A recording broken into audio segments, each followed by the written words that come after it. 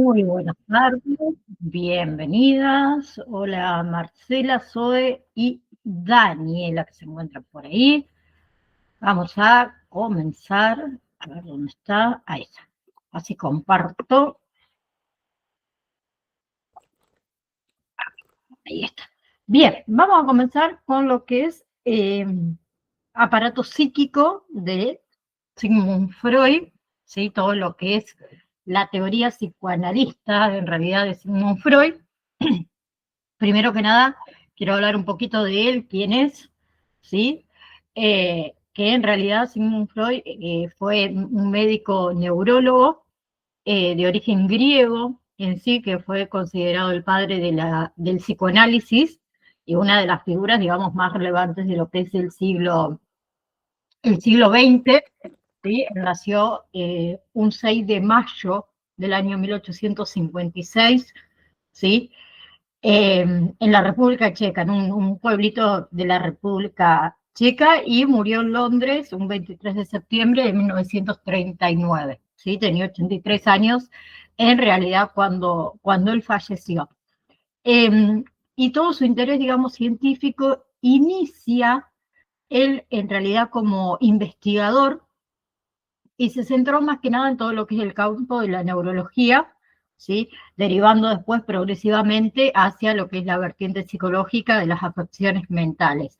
Él estudió en realidad en París con un neurólogo francés que es Jean-Martin Charcot, en realidad, y todas lo que son las aplicaciones de la hipnosis, con él estudió lo que es el tratamiento de la histeria, ¿sí? Entonces, vamos a empezar por la primera tópica. Sí, hablamos de consciente, preconsciente e inconsciente, ¿sí? Que es la primera tópica freudiana. Todo lo que sería el consciente es el nivel de la mente, que es el más accesible, digamos, y comprende todo aquello en realidad que de lo que nosotros somos completamente, no, plenamente conscientes, ¿sí? En algún momento dado. Bienvenida Susana también, ¿cómo estás? Por ejemplo, cuando nosotros estamos leyendo, a ver, por ejemplo, un libro, ¿no? O cuando nosotros estamos escuchando música o cuando estamos hablando con alguien. Ahí estamos utilizando nuestra conciencia para procesar la información en tiempo real, ¿sí? Esa información en este nivel vamos a decir que es fácilmente accesible y está disponible para que nosotros reflexionemos inmediatamente. Luego tenemos lo que es el preconsciente, ¿sí? Que es hasta el nivel que contiene información que no está en la conciencia inmediata, pero que puede ser traída a la conciencia con un esfuerzo muy mínimo, ¿sí? Ahí incluimos todo lo que sería recuerdos, conocimientos, expresiones, que no están en el centro de atención en un momento dado, pero que pueden ser recordados y pueden ser traídos a la mente cuando es necesario, ¿sí? Por ejemplo, nosotros podemos recordar el nombre de nuestros amigos, ¿sí? Por más que haya pasado mucho tiempo sin vernos, ¿bien? O recordar que para la semana próxima o dentro de un mes tengo una cita con el médico. En cambio, el inconsciente es el nivel, digamos, más profundo, es el nivel menos accesible de la mente. Ahí contiene lo que sería pensamientos, deseos, impulsos, recuerdos también, que están fuera del alcance de la conciencia consciente y que no son fácilmente reconocidos. Entonces Freud que creía que gran parte de la actividad mental ocurre en el inconsciente y que en ese nivel de la mente influye mucho en nuestros comportamientos, en nuestras experiencias, de manera que no siempre entendemos nosotros conscientemente, ¿sí? Dice que los contenidos del inconsciente pueden incluir todo lo que sería ver, por ejemplo, recuerdos traumáticos, deseos reprimidos, conflictos emocionales y pensamientos inaceptables para las personas conscientes, ¿sí? Para hablar de lo que es el psicoanálisis, Freud hacía alusión a un iceberg, por eso mismo se los coloqué ahí, en el cual la puntita, digamos, saliente sobre el nivel del mar representa la parte consciente. Luego está la franja ya sumergida, pero un poco más superficial, que corresponde a lo que es nivel preconsciente, y el resto del iceberg, ¿sí? La parte más profunda, equivale al inconsciente, ¿sí? En cuanto a las características de estos sistemas psicoanalíticos, tanto el nivel consciente como el nivel preconsciente, por ejemplo, respetan lo que es las leyes lógicas y cronológicas de lo que sería la temporalidad. ¿Qué significa? Que están ajustadas a la realidad y al momento presente. En cambio, el inconsciente es atemporal. ¿Por qué? Porque se puede confundir emociones de la infancia en la edad adulta, o se puede soñar que estamos, no sé, en pleno invierno, pero mezclarlo con sensaciones o acciones que son puramente de verano, ¿sí? Y otra característica común entre los primeros dos niveles, consciente y preconsciente, según el psicoanálisis, es el principio de realidad, ¿sí? Por lo que esos sistemas, digamos, nos permiten tanto adaptarnos a circunstancias como postergar nuestros deseos, ¿sí? Si no se pueden satisfacer en ese momento. Y todo lo contrario, el inconsciente no tiene esa capacidad, sino que el inconsciente que busca satisfacer su placer y su deseo, y no tiene la capacidad de esperar y controlar, ¿sí? Y otra diferencia también que describe Freud, se refiere a la lógica de realidad. Mientras lo que es el nivel consciente y preconsciente están prescriptos a códigos de lenguaje, ¿sí? Y contenidos que tienen significado literal, que no tienen ningún significado, digamos, oculto, el inconsciente no sigue ninguna orden lógica, ¿sí? Es incoherente, es más caótico, ¿sí? Y por lo tanto tiene significado que no va más allá de lo evidente y más allá de lo literal. ¿Bien? Pero en resumen, la teoría esta de los tres niveles de conciencia de Freud sugiere que en realidad la mente humana opera en diferentes niveles, cada uno obviamente con su propio grado de accesibilidad y su propio contenido, pero la interacción en esos tres niveles puede influir en nuestras experiencias conscientes y en nuestros comportamientos de manera un poco más, ¿cómo decir?, complejas y muchas veces inconscientes, ¿sí?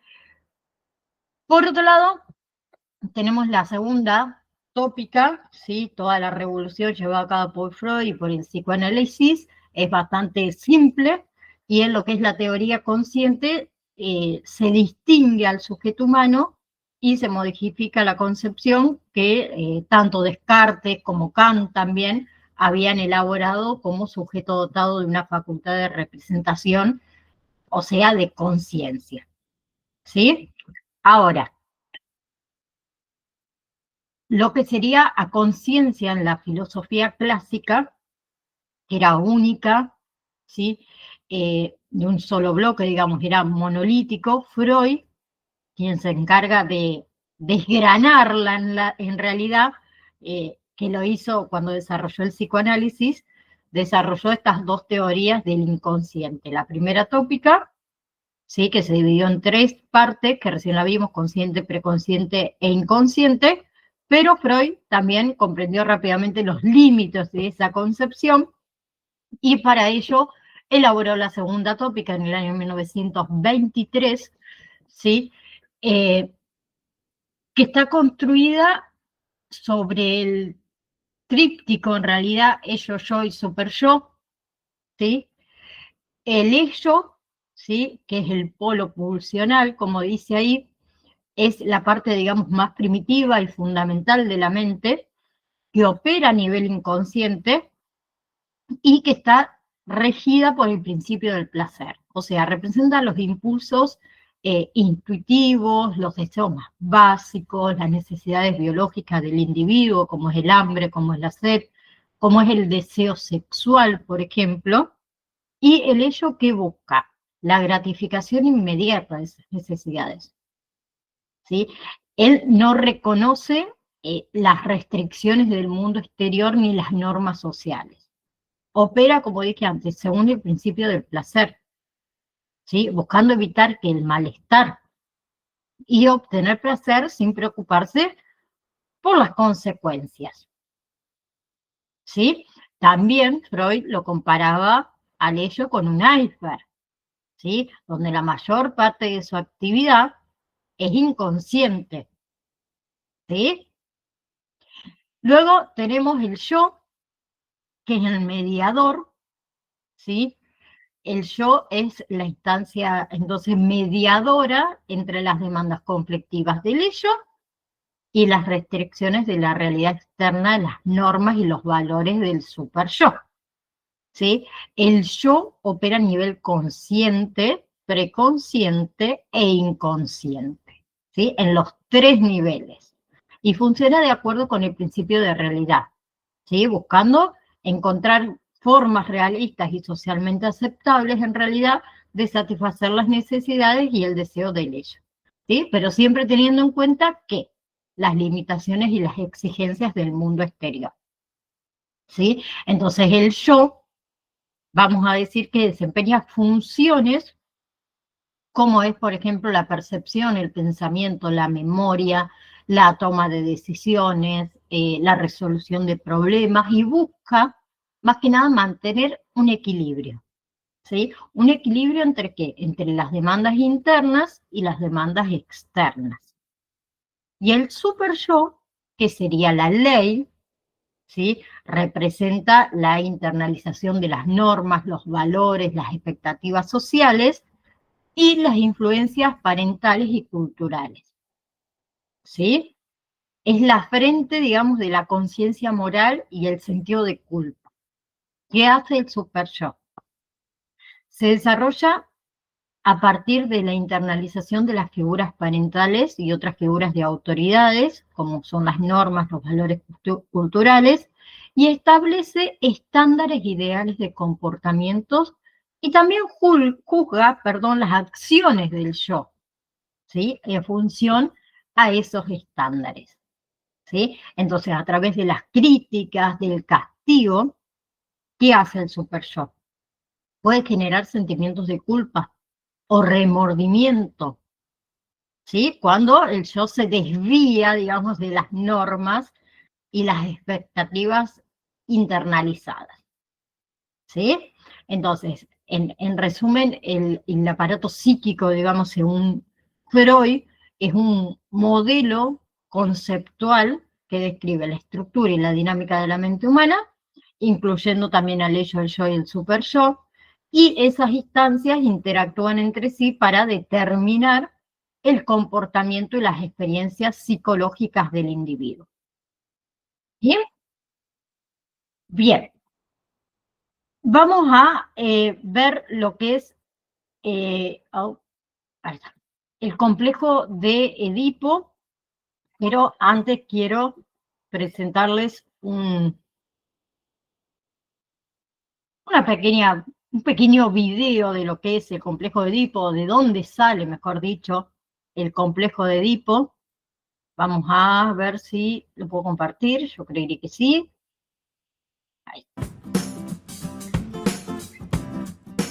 Esta historia comienza en la ciudad de Tebas, que está sufriendo enormemente, pues los ciudadanos mueren debido a una terrible peste. Las cosechas fallan, las mujeres mueren durante el parto y sus bebés nacen muertos. Un grupo de sacerdotes llega al palacio real para pedir ayuda a Edipo, rey de Tebas, quien se convirtió en rey luego de que el rey anterior, Layo, fue asesinado en circunstancias misteriosas y el asesino nunca fue encontrado.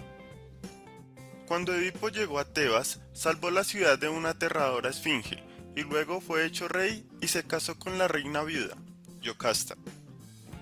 Edipo decide enviar a su cuñado Creonte, hermano de Yocasta, a consultar el oráculo de Delfos perteneciente al dios Apolo para pedir su consejo y poder salvar a su pueblo. Creonte regresa con las noticias del oráculo, quien le dice que para que el sufrimiento que padece la ciudad desaparezca, el asesino del antiguo rey Layo debe ser descubierto y castigado. El oráculo afirma que el asesino todavía vive y se encuentra en la ciudad de Tebas. Edipo maldice al asesino desconocido y jura que lo encontrará y lo castigará. Ordena a la gente de Tebas que den cualquier información que tengan sobre la muerte de Layo. Edipo llama a Tiresias, un profeta ciego de la ciudad, para solicitar su ayuda con la investigación. Tiresias, al darse cuenta de lo que había ocurrido, se niega a contarle a Edipo lo que ha visto en sus visiones. Edipo acusa a Tiresias de participar en la muerte de Layo. Tiresias se enoja y le dice que él es el verdadero asesino de Layo. A medida que aumenta la discusión, Edipo acusa a Tiresias de conspirar con Creonte para derrocarlo. Convencido de que Creonte está conspirando para derrocarlo, Edipo declara su intención de desterrar o ejecutar a su cuñado. Yocasta cree que Creonte es inocente y le ruega a Edipo que lo deje ir. Él cede, pero aún está convencido de la culpa de Creonte.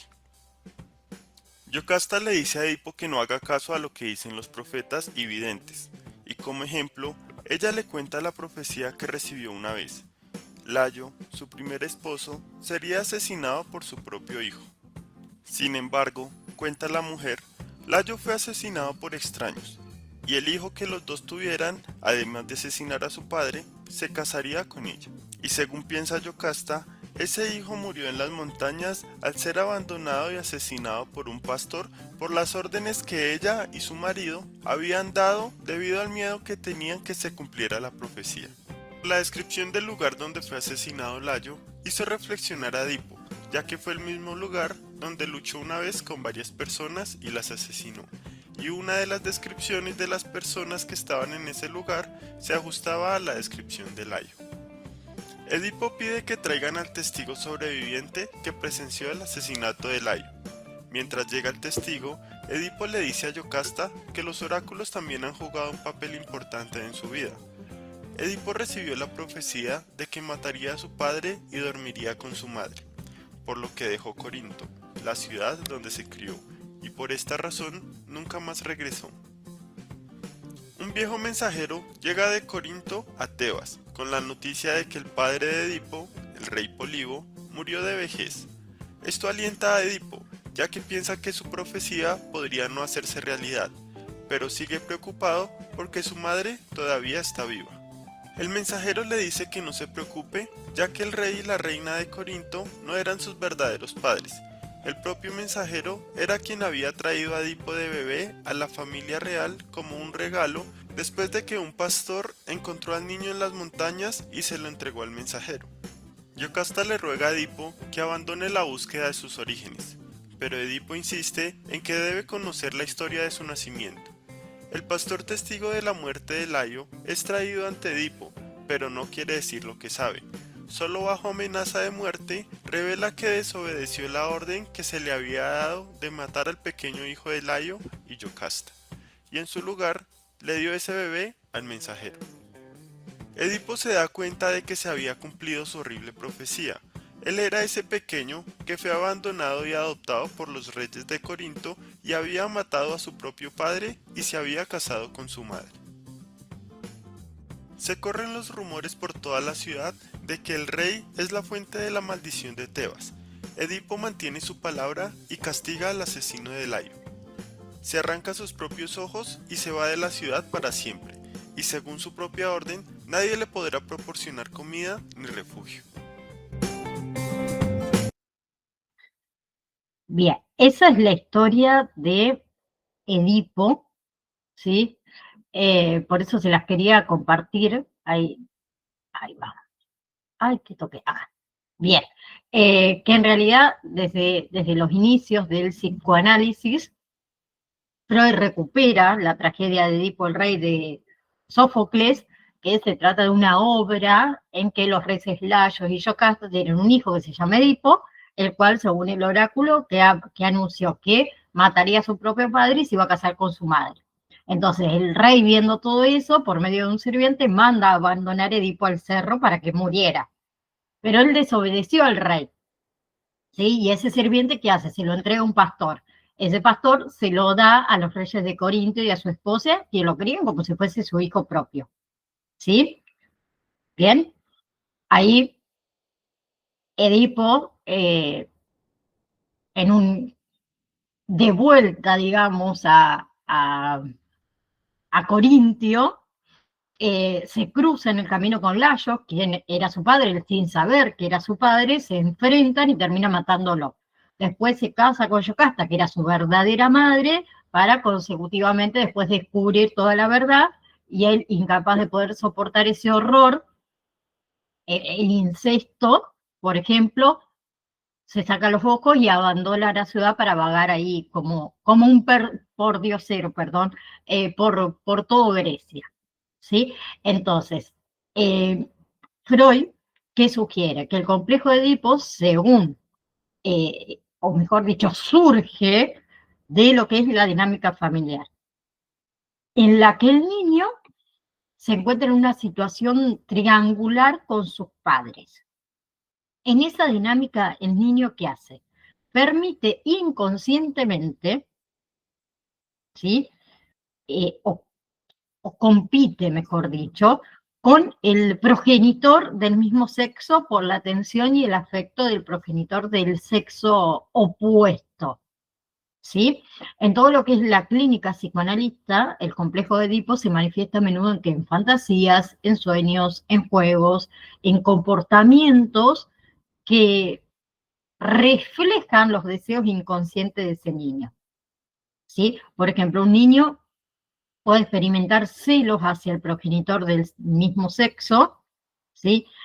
O desear lastimar al progenitor del mismo sexo o sentirse culpable por sus deseos incestuosos, ¿sí? Después está el complejo de Electra, por ejemplo, que Freud también postuló la existencia del equivalente femenino, digamos, al complejo de Edipo, ¿sí? Que en ese caso las niñas experimentan deseos de posesión y deseo sexual hacia el padre y rivalidad hacia la madre, pero este complejo, el complejo de Electra, ha sido objeto de muchas críticas y de revisión en la teoría psicoanalista posterior, ya que no todas las niñas en realidad experimentan ese tipo de dinámica, ¿sí? Pero Freud sí que consideraba que la resolución exitosa, digamos, del complejo de Edipo era crucial para el desarrollo psicológico saludable del niño. Esa resolución, ¿qué implicaba? La identificación, digamos, con el progenitor del mismo sexo y la internalización de los valores y las normas sociales, ¿sí? En otras palabras, en realidad el niño adopta las características y los roles asociados con su género y se alinea a las expectativas culturales y familiares, ¿sí?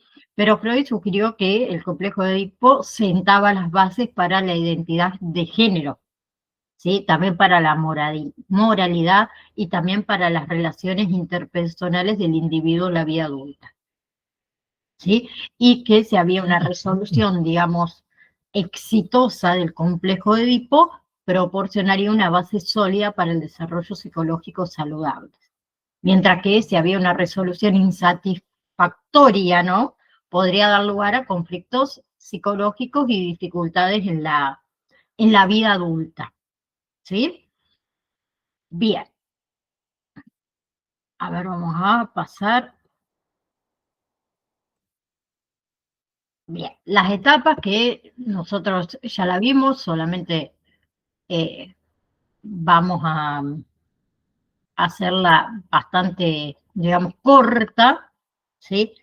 Desarrolla también el desarrollo psicosexual de un individuo que pasa por varias etapas. Tenemos la etapa oral, que va de los 0 a los 1 año, o a los 18 meses, como dice ahí, ¿sí? Que el bebé experimenta acá el mundo, digamos, a través de la boca, ¿sí? La satisfacción, digamos, se obtiene principalmente a través de la alimentación, de la succión, y tiene un desarrollo saludable en esta etapa. Va a depender mucho ese desarrollo de la capacidad del bebé para confiar en el cuidador principal y en las disposiciones de alimento y de afecto que uno le brinde. Luego tenemos la etapa anal, que va de el año a los 3 años de edad,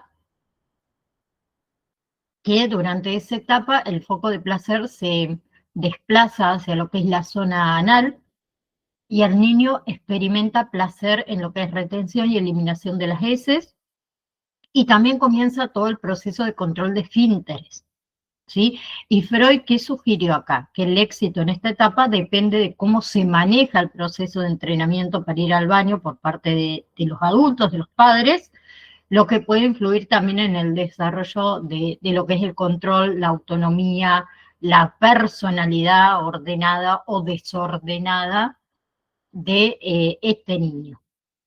Luego tenemos la etapa fálica, de los 3 a los 6 años, ¿sí? Que es la etapa del complejo de Edipo, en el que el niño experimenta una atracción intensa hacia lo que es el progenitor del sexo opuesto y la rivalidad con el progenitor del mismo sexo. Y los niños pueden experimentar la castración, ¿sí? Que es el miedo a perder el pene, y las niñas pueden experimentar la envidia del pene. Y Freud sugirió que la resolución exitosa de ese conflicto era crucial para el desarrollo psicológico saludable. Luego tenemos la etapa de latencia, de los 6 a los 11, 12 años, que durante esa etapa los impulsos sexuales se vuelven latentes y la energía psíquica se dirige hacia otras áreas, como es la socialización, como es el aprendizaje, por ejemplo, académico.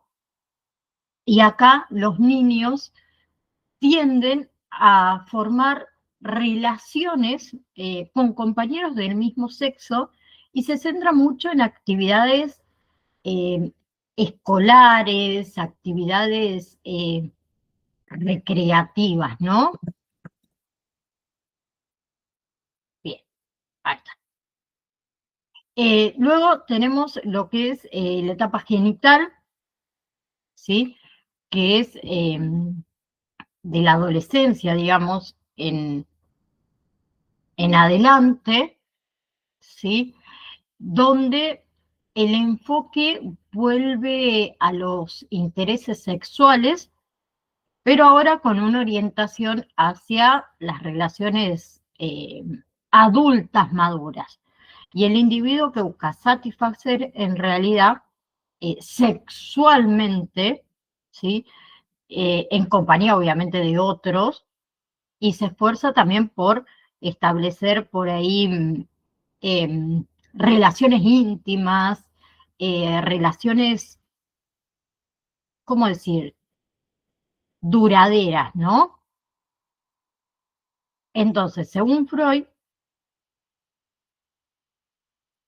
un segundo, según Freud les decía, eh, a ver, representa diferentes fases del desarrollo psicosexual y tiene un impacto significativo en lo que es la formación de la personalidad y el comportamiento del individuo en lo que es eh, la vida adulta, ¿sí? Después ustedes también tienen el complejo de Edipo, según Lacan, que si bien, a ver, parte de los conceptos freudianos, obviamente, en función del complejo de Edipo, él enuncia en el mismo una estructura y lo ve en realidad como una estructura, no como una instancia psíquica estructurante, y él, Lacan lo va a llamar en realidad complejo de castración, ¿sí?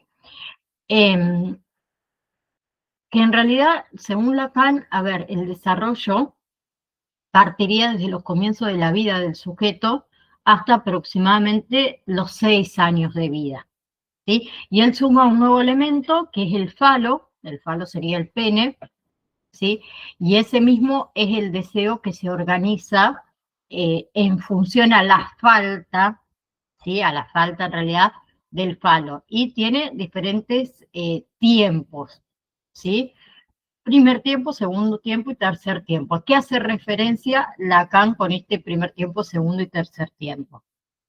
El primer tiempo corresponde a la fase del espejo, ¿sí?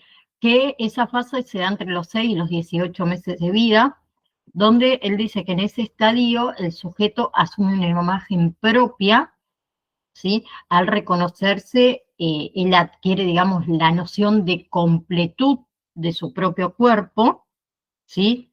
Y para eso es necesario un otro. Entonces, él dice que el niño se encuentra en una relación completa con su madre e intenta identificarse no con la persona, sino con lo que supone que es el objeto de deseo de la madre. Bien, que esa es una identificación imaginaria. Entonces, el niño quiere ser objeto de deseo de la madre y entonces su deseo queda así alienado al deseo del otro. Y el objeto de la madre, Lacan lo llama falo, ¿sí? Él dice que para gustarle a la madre basta y es suficiente con ser un falo o con ser el falo, ¿sí? Entonces, la madre castrada se siente completa a través del hijo y por eso lo ubica en el lugar del falo. Y entonces ahí se arma un círculo completo donde esa falta que había dicho antes no existiría.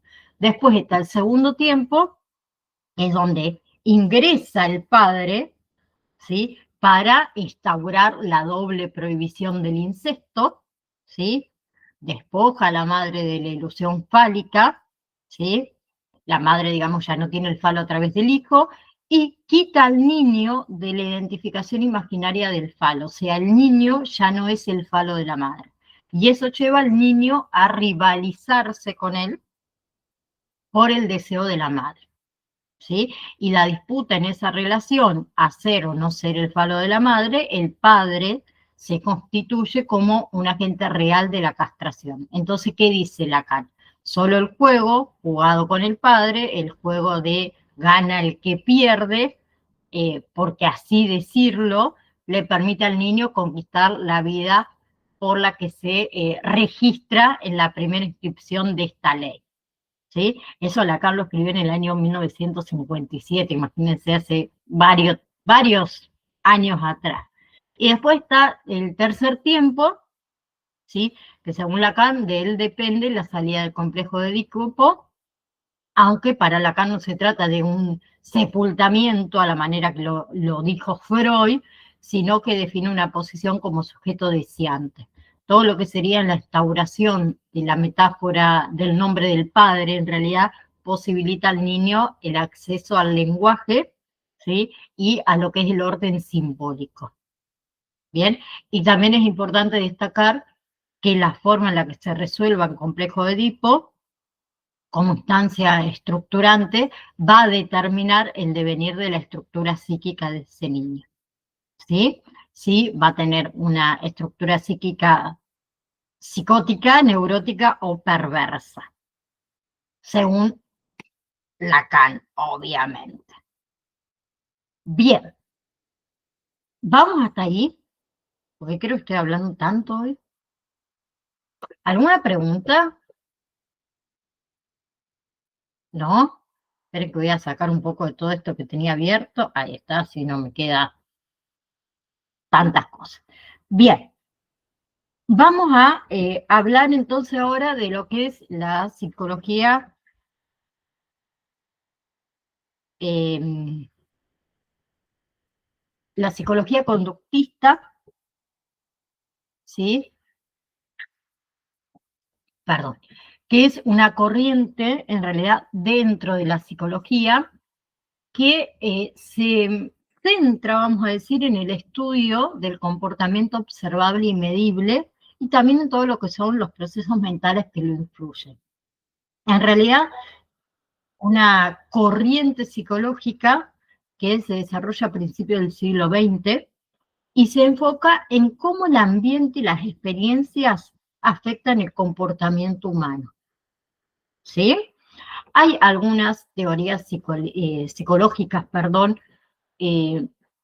que se destacan, vamos a decir, en lo que es el ámbito del conductismo, que serían el condicionamiento clásico, ¿sí? Que es una teoría propuesta por Iván Pavlov, ¿bien? Que él sugiere que los organismos aprenden a asociar estímulos y respuestas, ¿sí? Y él realizó un famoso experimento, que es el experimento de Pavlov con perros, donde los animales aprendieron a asociar una campana, que era un estímulo neutral, con la comida, que sería un estímulo incondicionado, ¿sí? O sea, cuando Pavlov hacía sonar la campana, ese estímulo neutral, los perros ¿qué hacían? Lo asociaban con comida, ¿sí? Que es un estímulo condicionado, y empezaban a salivar, que esa sería una respuesta incondicionada. ¿Qué pasó? Con el tiempo, la campana solita provocaba directamente que el perro salivaba, ¿sí? Sin tener comida. Eso se conoce como respuesta condicionada. Después está el condicionamiento operante, que fue desarrollado por Skinner, ¿sí? Donde esa teoría se enfoca en cómo las consecuencias de una acción afectan la probabilidad de que esa acción se repita en el futuro. Entonces, según el condicionamiento operante, un comportamiento seguido de una consecuencia positiva, uno tiende a repetirlo, ¿no? En cambio, si nosotros tenemos un comportamiento seguido de una consecuencia negativa, tendemos a evitarlo, ¿sí? Y Skinner que introdujo un concepto que es el concepto de refuerzo, puede ser un refuerzo positivo, puede ser un refuerzo negativo, y castigo, ¿sí? Tanto el refuerzo como el castigo son formas de modificar el comportamiento. Después también tenemos el aprendizaje social, ¿sí? Que es propuesto por Albert Bandura, donde ese enfoque destaca el papel de la observación y limitación en el aprendizaje, ¿sí? Es una teoría que sostiene que las personas aprenden no solo a través de las experiencias directas, sino también al observar al otro y al ver las consecuencias de las acciones del otro, ¿sí? Y Bandura introdujo lo que es un concepto, que es el concepto de modelado, ¿sí? Donde los individuos imitan el comportamiento de modelos significativos dentro de nuestro entorno, ¿sí? Entonces, en lo que es el conductismo hay algunos conceptos básicos. Uno era estímulo, que ese término se refiere a cualquier señal, a cualquier información o a cualquier evento que produce una respuesta, una reacción, ¿sí? La respuesta, que es cualquier conducta de un organismo que sugiere como reacción a un estímulo. Lo que es condicionamiento, que es un tipo de aprendizaje derivado de la asociación entre estímulo y respuesta. El refuerzo, ¿sí? Que es cualquier consecuencia de una conducta que aumenta la probabilidad de que esa conducta vuelva a darse. Y el castigo, ¿sí? Lo opuesto al refuerzo, digamos. Una consecuencia de una conducta que disminuye la probabilidad de que volvamos a realizar esa conducta. ¿Bien? Entonces, todo lo que son las teorías conductistas, ¿sí? En realidad tienen vamos a decir, una gran influencia, esta no me salía, una gran influencia en lo que es diversas áreas de la psicología, como también la práctica clínica, ¿no? La educación también, ¿sí? Y otras por ahí disciplinas relacionadas, y que a través de estudios de comportamiento, ¿sí? De comportamiento observable en realidad, y variables ambientales afectan, y los psicólogos en realidad conductistas han contribuido muy significativamente al entendimiento de cómo nosotros, por ejemplo, aprendemos, cómo nos desarrollamos, cómo nos adaptamos a nuestro entorno, ¿sí? Les comparto un videito que después se los voy a subir también al campus virtual para que ustedes lo tengan, de lo que es el conductismo. ¿Qué es el conductismo? El conductismo es una teoría psicológica que se centra en la conducta que puede ser observada. De esta teoría se plantearon dos variantes: el condicionamiento clásico y el condicionamiento operante. El condicionamiento clásico describe una asociación entre estímulo y respuesta, de forma que si sabemos plantear los estímulos adecuados, obtendremos la respuesta deseada. El condicionamiento operante busca la consolidación de la respuesta según el estímulo, buscando los reforzadores necesarios para implantar esta relación en el individuo. Los principales exponentes del conductismo son Pavlov, Watson y Skinner. Pavlov es quien comenzó a trabajar con el condicionamiento clásico. El experimento de Pavlov, el perro y la campanita. Pavlov utilizó para su experimento un perro, comida y una campana. Antes de condicionar, hacer sonar una campana no producía respuesta alguna en el perro, pero al colocar comida frente al perro, el perro comenzaba a salivar. Durante el condicionamiento, se hacía sonar una campana varios minutos antes de presentarle la comida. Después del condicionamiento, con solo escuchar el sonido de la campana, el perro comenzaba a salivar. Con este experimento, Pavlov pudo observar varias cosas. La comida provocaba una respuesta en el perro de modo natural, ya que salivaba cuando se la ponía enfrente. A esto Pavlov le llamó estímulo incondicionado. A su vez, la comida provocaba también una respuesta natural, que era la salivación o la secreción de jugos gástricos. Esta respuesta es la respuesta incondicionada. Existe también el estímulo neutro, que es aquel que antes de condicionar al perro no tenía ninguna respuesta. En este caso, era la campana. Después de realizar el experimento varias veces, la campana, que era un estímulo neutro, se convirtió en un estímulo condicionado, ya que el perro respondía con solo escucharla, aún antes de ver la comida.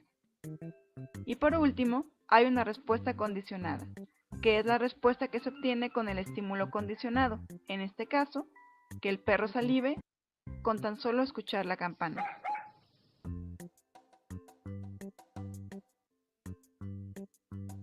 Watson pensaba que los humanos ya traían desde su nacimiento algunos reflejos y reacciones emocionales de amor y furia, y que todo lo demás se adquiría mediante la asociación estímulo-respuesta.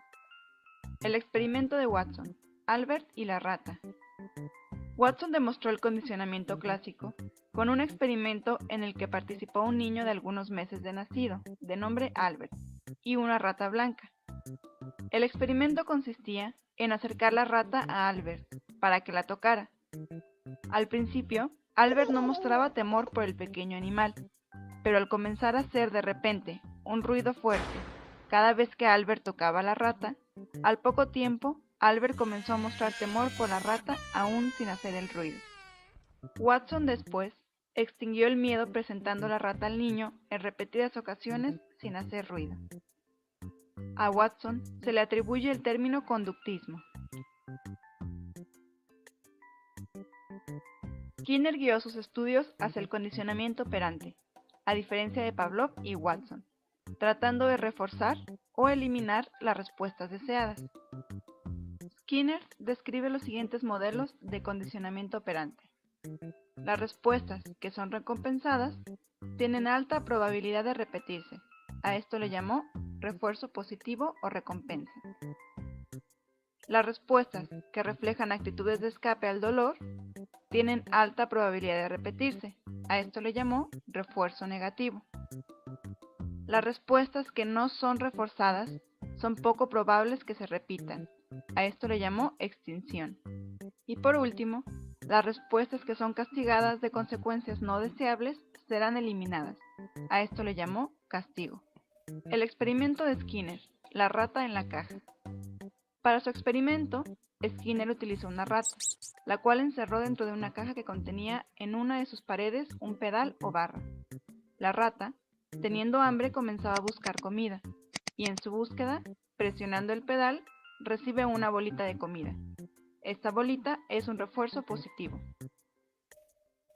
Cuando la rata ya estaba condicionada, Skinner cambió el reforzamiento y la rata no obtenía nada cuando pisaba el pedal.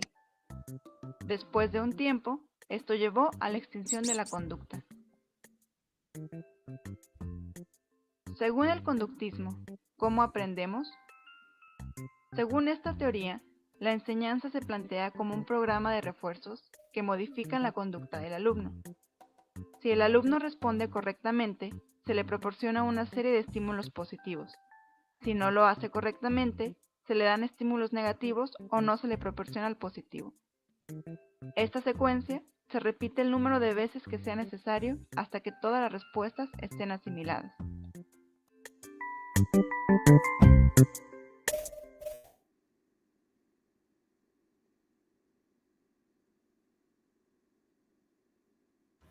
Perfecto. Ahora charlamos un poquito de lo que es el cognitivismo, ¿sí? Que es una corriente dentro también de la psicología que se centra en lo que es el estudio de los procesos mentales internos, como lo que es la percepción, la atención, la memoria, el pensamiento y lo que es el lenguaje. Y a diferencia de lo que es el conductismo, que se enfoca principalmente en el comportamiento observable, el cognitivismo, examina cómo la mente procesa la información y cómo esos procesos influyen en lo que es el comportamiento humano, ¿sí?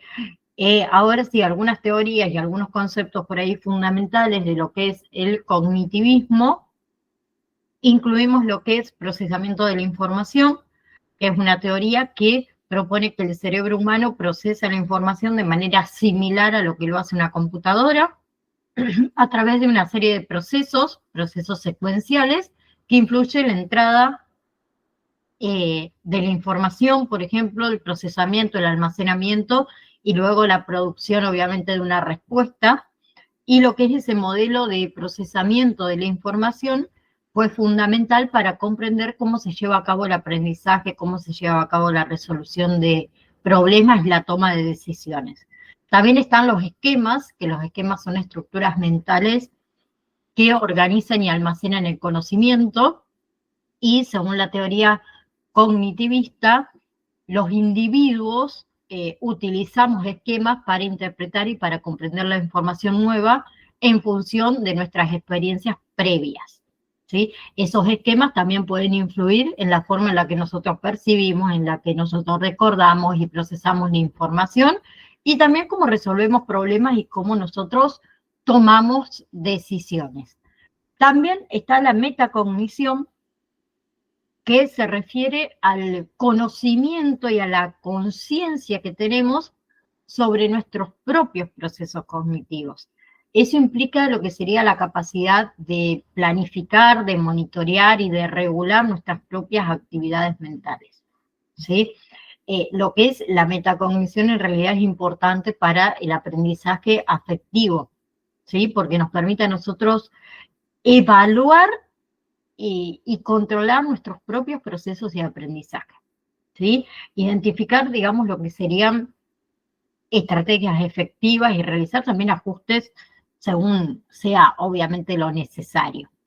Después hay otra teoría, que es la teoría de los esquemas de Bertrand, que es una teoría propuesta por Frederick Bertrand, en realidad, que sugiere que los recuerdos no son reproducciones, digamos, exactas de eventos del pasado, sino que son construcciones activas basadas en esquemas y en marcos cognitivos. Esos esquemas influyen en cómo nosotros codificamos, cómo almacenamos y cómo recuperamos en realidad la información, lo que puede llevar a distorsiones o errores por ahí de lo que es la memoria, ¿sí? También, obviamente, que el cognitivismo tuvo gran influencia, ¿sí? en las áreas de la psicología, ¿sí? Y a través del estudio de los procesos mentales internos, los cognitivistas en realidad han construido significativamente, ¿sí? Y contribuyeron a lo que es el entendimiento de cómo nosotros pensamos, cómo nosotros aprendemos, cómo nosotros recordamos, cómo procesamos la información, digamos, del mundo que en sí nos rodea, ¿sí? También les comparto el videíto, ¿sí? Que va a ser el último que vamos a ver hoy. Después, la clase que viene, vamos a ver psicoanálisis y la teoría de la Gestalt también, ¿sí? Que es importantísimo para que terminemos.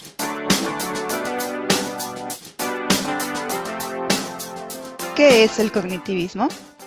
El cognitivismo es una teoría del aprendizaje que surge cuando los psicólogos y educadores comenzaron a estudiar procesos más complejos del pensamiento, a diferencia del estudio de las conductas observables, las cuales son el objeto de estudio del conductismo, y en su lugar se centraron en los procesos cognitivos o mentales que se requerían para lograr el aprendizaje. El cognitivismo incluye todas aquellas teorías que se centran en el estudio de la mente humana para comprender cómo interpreta, procesa y almacena la información en la memoria. Es decir, el objetivo principal del cognitivismo es descubrir cómo la mente humana es capaz de pensar y aprender. El aprendizaje. Para el cognitivismo, el aprendizaje consiste en la adquisición y categorización de nueva información. Esta información se obtiene de interactuar con la realidad y se adquiere por medio de los sentidos. Una vez adquirida por los sentidos, la información se organiza creando nuevos conceptos o modificando los preexistentes. Por esta razón, el aprendizaje se considera como un proceso activo de asociación y construcción. El cognitivismo comparte varios de sus exponentes con el constructivismo, ya que la mayoría de ellos desarrollaron conceptos que aportaron a ambas teorías del aprendizaje. Los principales exponentes del cognitivismo son Piaget y Vygotsky. Piaget. Sus estudios se enfocaron en entender los cambios cualitativos que tienen lugar en la formación del pensamiento de la persona desde su nacimiento hasta su madurez, dividiéndolo en etapas. Los conceptos básicos de la teoría de Piaget son: estructuras cognitivas. Es el conjunto de esquemas mentales que tiene cada persona y que se forman con los conocimientos que ha adquirido. Organización. Es un atributo que posee la inteligencia de ordenar de cierta manera las estructuras mentales de cada persona para ser utilizadas de manera eficiente por el sujeto cuando la situación se lo requiera. Adaptación. Es la capacidad que tenemos de ajustar nuestras estructuras mentales a las exigencias del ambiente. Dentro de la adaptación, Piaget maneja dos conceptos: asimilación y acomodación. Asimilación es cuando una persona adopta un nuevo conocimiento del medio ambiente para incorporarlo en su propia estructura. Acomodación se da cuando existe un cambio en la organización de nuestros esquemas mentales para responder a las demandas de nuestro medio. El equilibrio existe cuando utilizamos algunos de nuestros esquemas y funciona para resolver un problema. Los seres humanos tendemos a buscar el equilibrio, que se da cuando los esquemas mentales que ya tenemos nos sirven para enfrentar las nuevas experiencias. Cuando nuestros esquemas mentales no nos sirven para enfrentar un problema, se da en nosotros un desequilibrio, que es lo que nos lleva a modificar nuestros esquemas, es decir, a aprender. Vygotsky. La teoría de Vygotsky es conocida como teoría sociocultural. Él afirma que el conocimiento no se construye de manera individual, sino con la interacción con otros. Los niños nacen con ciertas habilidades mentales que Vygotsky llama funciones mentales inferiores, y con la interacción con otros se van convirtiendo en funciones mentales superiores. Vygotsky afirma que el lenguaje es la herramienta más importante para el desarrollo cognitivo, ya que permite al individuo la interacción con su entorno. Define la zona de desarrollo próximo como la brecha entre lo que un niño es capaz de hacer por sí solo y lo que puede hacer con ayuda. Existen otros autores que hicieron aportaciones muy importantes al cognitivismo, como por ejemplo Ausubel, Ausubel propone el concepto de aprendizaje significativo, como la organización e integración de la nueva información en la estructura cognoscitiva que ya posee el individuo. Es decir, cuando un estudiante relaciona la información nueva con la que ya posee, reajustando y reconstruyendo ambas informaciones en este proceso. Brunner, que a partir de la teoría de Vygotsky, propone el concepto de andamiaje, que consiste en el apoyo temporal de los adultos que proporcionan al pequeño con el objetivo de realizar una tarea hasta que el niño sea capaz de llevarla a cabo sin ayuda externa. Bandura, en su teoría cognitivo-social, afirma que los seres humanos aprenden a través de la observación, la imitación y el ejemplo de los demás. Su teoría tiende un puente entre las teorías conductuales y cognitivas del aprendizaje, centrándose en la importancia de la atención del alumno, la memoria y la motivación. Bloom propuso una taxonomía en la que se muestran 6 niveles de dominio cognitivo, desde el nivel más bajo, que es el simple recuerdo, hasta el más complejo, que es la evaluación, y enlista una serie de verbos que representan la actividad mental en cada nivel.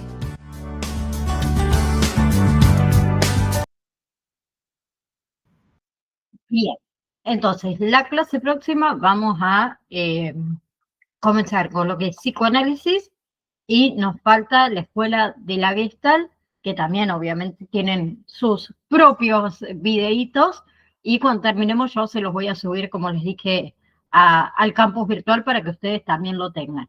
Así que gracias Zoe, Marcela, Daniela, Susana, que están ahí detrás de la pantalla. Tengan una hermosa, hermosa semana, ¿sí? Nos vemos, si Dios quiere, el próximo lunes, ¿sí? Para seguir con los temas. Hasta luego. Chao, chao.